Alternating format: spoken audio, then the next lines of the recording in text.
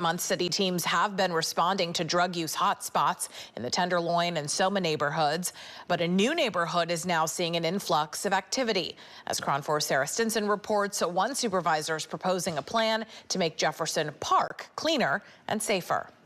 It's pretty. It's aesthetically pleasing if it was cleaned up. During the day, Jefferson Square Park in San Francisco is a go-to spot for dog walkers. But at night, things take a turn for the worse. Cell phone video shows the park overrun by an open-air drug market. Well, they call it the zombie park now. Yes, it is. Some people call it the new UN Plaza. And then Sebastian has lived nearby for nearly 30 years. He wants to remain anonymous for his safety, but feels compelled to speak out about how frightening the park has become in the last few months.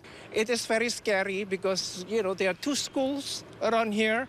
We have elderly and people that live in the neighborhood. They are afraid to walk, with all the drug dealers and the users all over the place. This park is located on Gough Street, about a half-mile away from City Hall. And next to Sacred Heart Cathedral, the school has put up no trespassing signs by their field. The park is a mess now.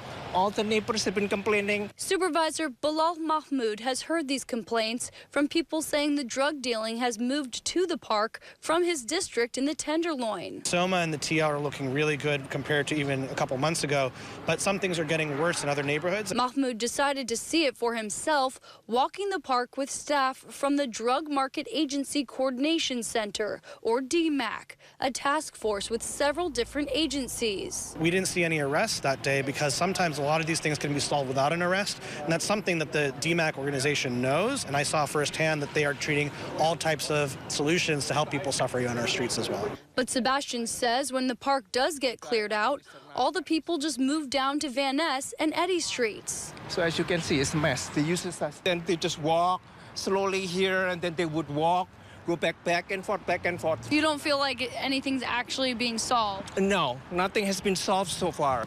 Anything else you've learned that kind of prevents that can from getting kicked down the road? I mean, two things. One, that's why we need a holistic approach. And we saw that with DMAC, and they kind of made it very clear. If they're able to operate at more hours during the day and every day, that ensures that they can be in more places at once and ensure that we're permanently shutting down the market and we're not just kicking it down the can down the road or spreading it in displacement into other neighborhoods as well. Supervisor Mahmoud will be proposing new legislation to the rest of the board to increase staffing for DMAC's task force. That way they can have people out there 7 days a week. This has neighbors like Sebastian feeling hopeful that the nearby park and streets will be safer and cleaner. I'm Sarah Stinson reporting. Back to you. Two high school communities in